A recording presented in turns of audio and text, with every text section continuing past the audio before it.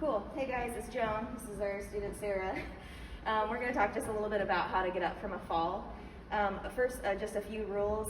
If a person falls, I think one of the main things would be is if you could get them up to a sitting position of some kind, to where the blood isn't rushing to their head to rest.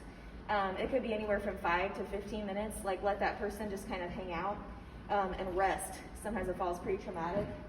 The second thing, you guys, is that while they're resting, so I would try to get Sarah maybe up to a sitting position, leaning against a wall, something like that. While she was resting, I would try to set up the environment. If you had something like a small stool, a small chair, an ottoman, something you have around your house, maybe have that ready. And then also maybe some kind of chair that was stable, no rolling chairs, nothing with wheels that's gonna move when you move that person. So if you had a chair, that would also be helpful.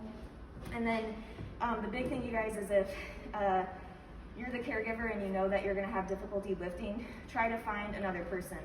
If someone falls, you really want to try to have at least 2 people helping someone get up.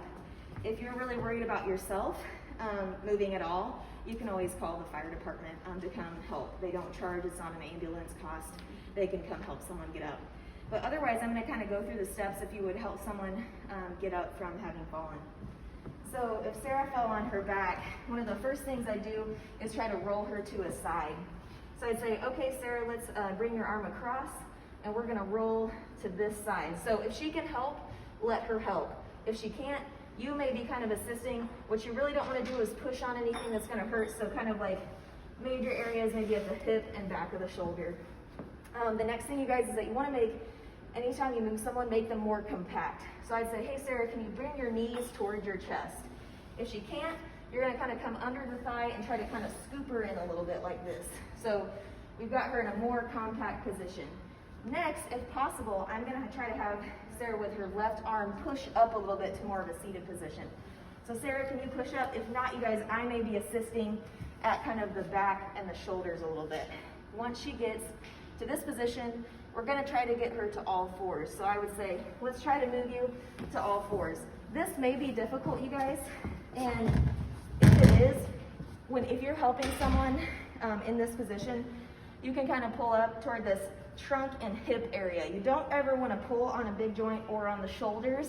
It can hurt their shoulder joint. So if I had to help her a lot, Sarah a lot, I would be down in kind of a squat position and helping here at the waist.